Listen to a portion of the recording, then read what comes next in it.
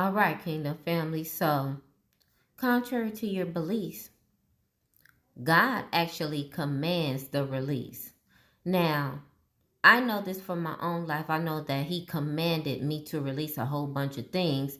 And He told me, if you don't release it, you will deal with the consequences of not releasing it, which will be continuing to go through repeated cycles in your life that you have prayed to me to get out of. And so I was like, oh, well, if that's the case, Lord, let me go ahead and let it go. All right, let me release everything to you, no problem. All right, see, with me, God didn't have to say it but one time to me, honey, because I'm not trying to go and repeat cycles over and over again, relive situations, cry about the same shit that I cried about before. I'm not trying to do none of that. So God was like, okay, well, let it go type stuff. And I was like, no problem, Lord. Why you yelling at me like that? But okay, no problem. And so some people, kings and queens, think that it is very strong to keep on holding on to a situation. Just hold on. Just hold it. Just hold it. I'm going to stick in there. I'm going to keep on going. Maybe it's going to change eventually type stuff, right?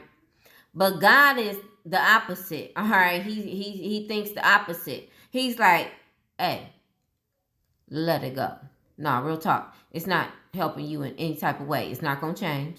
All right. It's harming you in every aspect of your life. Let it go. All right. So God said in 1 Peter 5:7, He said, cast all your anxiety on Him because He cares for you. All right. So again, you ain't got to tell me but one time. All right, Lord, I'm going to go ahead and give you that because I get tired of, thinking about stuff and being fearful about stuff and worrying about stuff. I get tired of that. So let me go ahead and cast all my cares on you, Father God.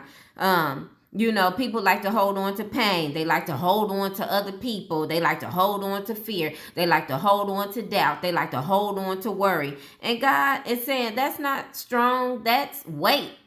That's weighing you down. That's stressing you out. You going through all of that? No, it's actually strong to let it go and be like, I'm done with it. I'm not about to sit up here and let this actually hold me back. That's what is actually strength. Okay, I want you to understand that. Hebrews 12:1 says, let us lay aside every weight. And so we giving it back to God.